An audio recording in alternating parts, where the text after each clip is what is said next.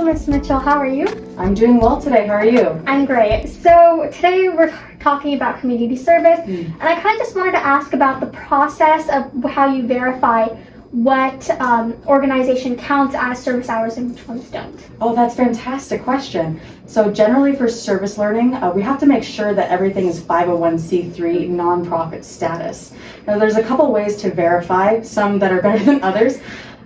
First thing I do is when I know the organization's name, I make sure that they're on charitynavigator.org.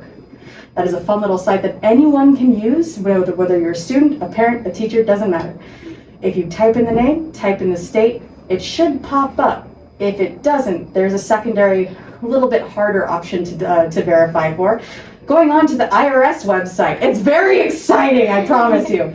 There's an IRS charity search tool that you can actually put in either the TIN or taxpayer identification number or the organization's name to locate them in the system. Now this can be much more difficult with out-of-state organizations, so I very, very strongly recommend that students specifically look at California-based organizations, but so far we've been having pretty good results.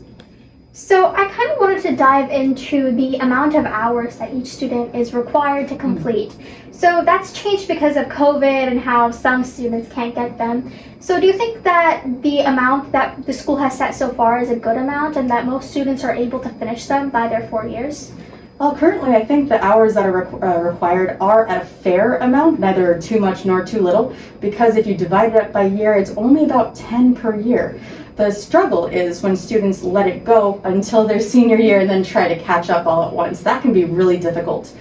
So with the seniors being at 20 hours this year due to 2 years of distance learning / shutdown, juniors at 30 hours, and sophomores and freshmen at 40 hours each. It's going back to the normal, and I think it's set at a relatively fair point. So how often is it where seniors are at that tail end and they're just rushing to get all the hours? Do you think that's very common? I would say it's not as common as it has been in the past couple of years, especially because there's only 20 hours required right now.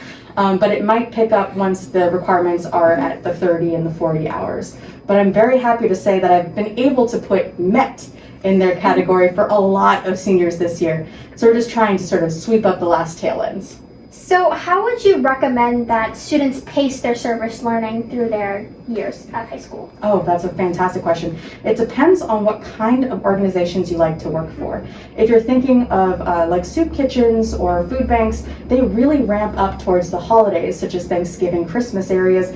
And so planning your hours in that first semester of your freshman, sophomore, junior, senior, etc. year is really, really smart. And of course, you don't have to do 10 hours a day. We recommend no more than 8 actually, so you have a lunch break and you can like be in person. But sort of pacing out where your big points are is really helpful. So let's say you're a freshman and you're required to do 10 hours for your freshman year. If you like doing Halloween, you can go into the Candlelighters or the Ghost House on, what is that, Maury right there? The Fremont and Maury. There's that Ghost House, that's really fun. If you like helping back during Thanksgiving, TCV Food Bank is one of the best you could possibly go into. If you're more towards the holidays, you can go into community religious organizations if you are doing distribution of food or clothes or some kind of larger community event. Just make sure that if you're doing a religious organization, there's nothing to do with the church or organization at all. There can't be any prayers said or anything like that. But there's a lot of stuff going around those amazing institutions that could really help others. Now, if you're looking towards second semester, maybe you're more interested in the car show that happens every single May. That would be a fantastic one. You can talk to Mr. Nahale for that one. Or maybe you want to help out with the theater.